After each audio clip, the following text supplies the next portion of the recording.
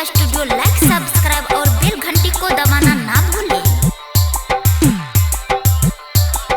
DJ Shiva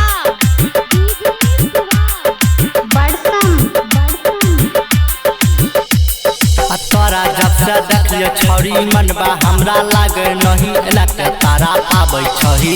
मकई खेत में चलना गे मकई खेत में चलना गे तोरा जब से देखिए छौरी मनबा हमरा लागे नहीं लगते तारा पाबै छही मकई खेत में चलना गे मकई खेत में चलना गे देख के चढ़ल जवानी तोहरा सुने रानी देख के चढ़ल जवानी तोहरा सुने रानी हो नहीं हमारा से बर्दाश्त गे अगर चले ना छौरी मकई वाला खेत में प्लास्टिक के बोरा पर भुट्टा खियाइबो प्लास्टिक के बोरा पर भुट्टा खियाइबो अगर चले ना छौरी मकई वाला खेत में प्लास्टिक के बोरा पर भुट्टा खियाइबो प्लास्टिक के बोरा पर भुट्टा खियाइबो अगर चले ना छौरी मकई वाला खेत में प्लास्टिक के बोरा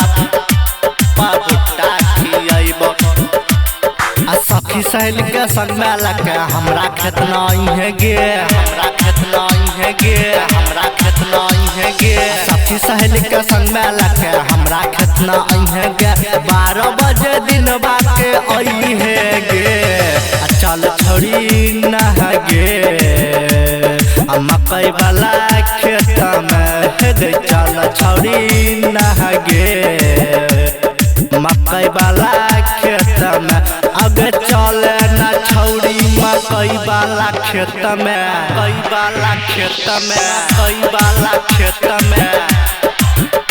अगर चले न छौरी मकई वाला खेत में प्लास्टिक के बोरा पर भुट्टा खियाइबो प्लास्टिक के बोरा पर भुट्टा खियाइबो प्लास्टिक के बोरा पर भुट्टा खियाइबो